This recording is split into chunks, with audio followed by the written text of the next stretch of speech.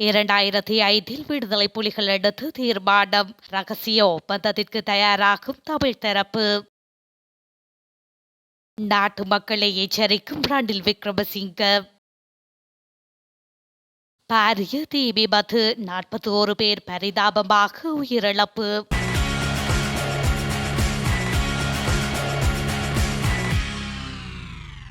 2005ஆம் ஆண்டு தேர்தலை நாம் புறக்கணித்த போது எங்களுக்கு பக்கபலமாக தமிழீழ விடுதலை புலிகள் என்ற சக்தி இருந்தது.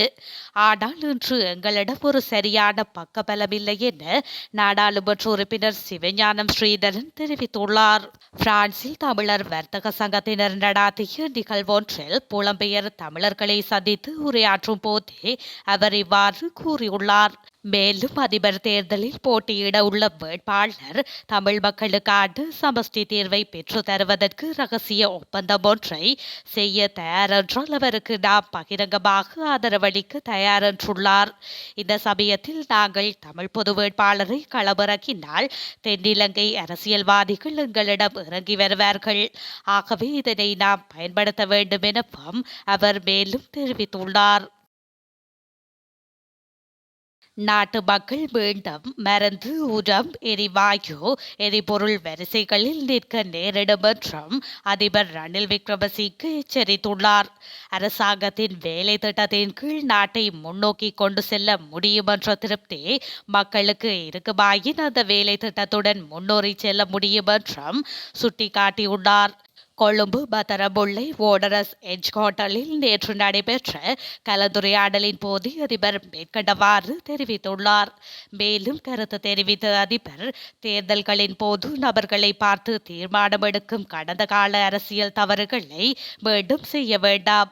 நாட்டின் பொருளாதார மறுசீரமைப்புக்காக சமர்ப்பிக்கப்பட்டிருக்கும் சட்டமூலத்தை நிறைவேற்ற ஆதரவளிக்க வேண்டும்.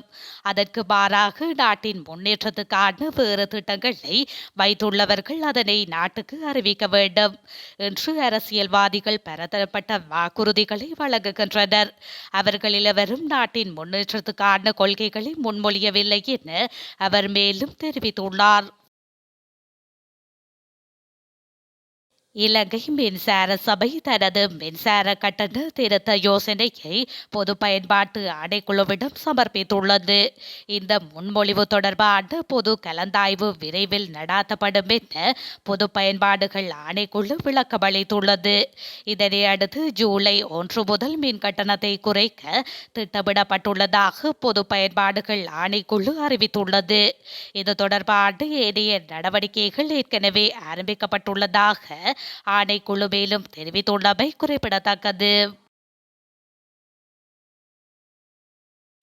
அரசியல் அமைப்புக்கு முரணாக தேர்தலை ஒத்திவைக்க முடியாது எனவும் அவ்வாறான செயலை செய்வதால் அது ஐக்கிய தேசிய கட்சியின் முட்டாள்தனமான முடிவு என முன்னாள் பிரதமர் மஹிந்த ராஜபக்ஷ தெரிவித்துள்ளார். பதுளையில் நேற்று இடம்பெற்ற கட்சி கூட்டம் ஒன்றில் இதனை கூறியுள்ளார். இப்போது நாட்டு மக்கள் மொட்டு கட்சி மீது பெரும் நம்பிக்கையை வைத்துள்ளனர். எமது கட்சியின் சில உறுப்பினர்கள் வெளியேறினாலும் எதனையும் இழக்கவில்லை. அதைவிட இன்று நாம் பலமாக இருக்கின்றோம். தேர்தலை நடத்த வேண்டும். அரசியல் அமைப்புக்கு முரணாக தேர்தலை ஒத்திவைக்க முடியாது. ஐக்கிய தேசிய கட்சி அவ்வாறு செய்யும் என்று நான் நினைக்கவில்லை. அது ஒரு முட்டாள்தனமான விடயம். ஐக்கிய தேசிய கட்சி அவ்வாறானதொரு செயலை செய்தால் அது ஐக்கிய தேசிய கட்சியின் தனிப்பட்ட முடிவாகும் எனவும் அவர் குறிப்பிட்டுள்ளார். பிபில மகியங்கரை பகுதியில் இடம்பெற்ற விபத்தில் 3 உயிரிழந்துள்ளனர். இன்று பிற்பகல் இடம்பெற்ற இந்த விபத்தில் மேலும் 9 பேர் படுகாயமடைந்து வைத்தியசாலையில் அனுமதிக்கப்பட்டுள்ளனர்.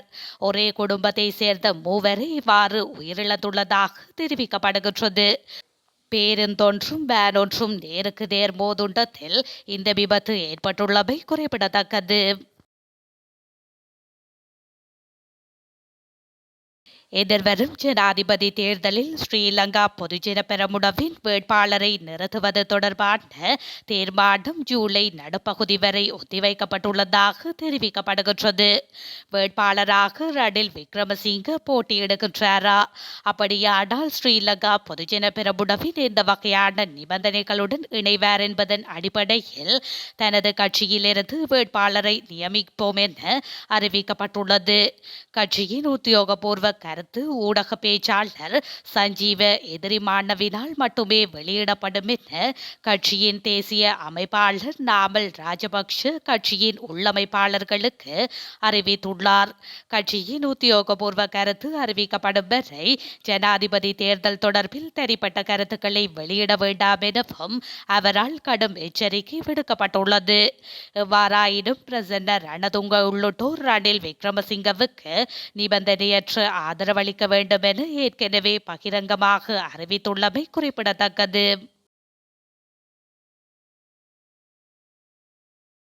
அனைத்து வகையான தவறான துன்புறுத்தல்களையும் குற்றமாக்குவதற்கு அமைச்சரவை ஒப்புதல் வழங்கியுள்ளதாக தகவல்கள் வெளியாகியுள்ளன.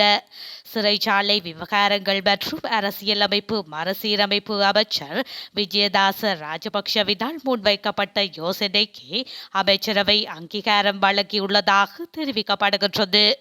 இதன்படி பொது இடங்களில் தவறான துன்புறுத்தல் மற்றும் தவறான முறைக்கு உட்படுத்தப்படல் உட்பட்ட அனைத்து வகையான துன்புறுத்தல்களையும் குற்றமாக மாற்றி 2022 ஆண்டு டிசம்பர் மாதம் 12 நடைபெற்ற அமைச்சரவை கூட்டத்தில் குற்றவியல் தண்டனை சட்டத்தில் திருத்தங்களை அறிமுகப்படுத்த அனுமதி அளிக்கப்பட்டுள்ளதாக தெரிவிக்கப்படுகின்றது. மேலும் இந்த சட்டமூலத்தை அரசாங்க வர்த்தமானியில் பிரசுரிப்பதற்கும் பின்னர் நாடாளுமன்றத்தின் ஒப்புதலுக்காக சமர்ப்பிப்பதற்கும் அமைச்சரவை அங்கீகாரம் வழங்கியுள்ளமை குறிப்பிடத்தக்கது. இந்திய அரசியல் வரலாற்றில் முஸ்லிம்கள் அங்கம் வகிக்காது அமைச்சரவை ஒன்று அமைக்கப்பட்டுள்ளது. 2 நாட்களுக்கு முன்னர் பதவியேற்றுக் கொண்ட நரேந்திர மோடியின் அமைச்சரவையில் 31 அமைச்சர்களும் 41 இணையமைச்சர்களும் உள்ளடக்கப்பட்டுள்ளனர். எனினும் முஸ்லிம் ஒருவருக்கு கூட இடம் தரப்படாமையானது விமர்சனத்தை ஏற்படுத்தியுள்ளது. இந்தியாவில் 200 மில்லியன் அதாவது 2 கோடி முஸ்லிம்கள் வசிக்கும் நிலையில் இந்த செயற்பாடு கண்டிக்கப்பட்டுள்ளது. குவைத் நாட்டில் கட்டடம் ஒன்றில் ஏற்பட்ட பயங்கர தீ விபத்தில் சிக்கி 41 பேர் வரை உயிரிழந்துள்ளதாக அந்த நாட்டு அரசு ஊடகங்கள் செய்தி வெளியிட்டுள்ளன. குறித்த விபத்தானது அந்த நாட்டு நேரப்படி இன்று அதிகாலை 6 மணிக்கு ஏற்பட்டுள்ளது. தெற்கு குவைத்தில் மங்காப் நகரில் உள்ள தொழிலாளர்கள் குடியிருப்பு ஒன்றிலேயே இந்த விபத்து இடம்பெற்றுள்ளது. இந்த நிலையில் தீ விபத்தில் உயிரிழந்தவர்களில் 4 இந்தியர்களும் அடங்குவதாக குறிப்பிடப்பட்டுள்ளது.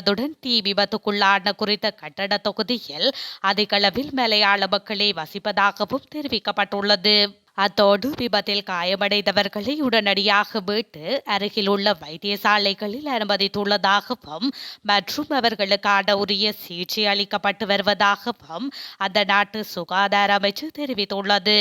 மேலும் தற்போது தீ கட்டுப்பாட்டுக்குள் கொண்டு வந்துள்ளதாக அறிவித்துள்ள குவைத் காவல்துறையினர் தீ ஏற்பட்டமைக்கான காரணம் இதுவரை தெரியவராத நிலையில் விசாரணைகளை முன்னெடுத்துள்ளதாக தெரிவித்துள்ளமை குறிப்பிடத்தக்கது.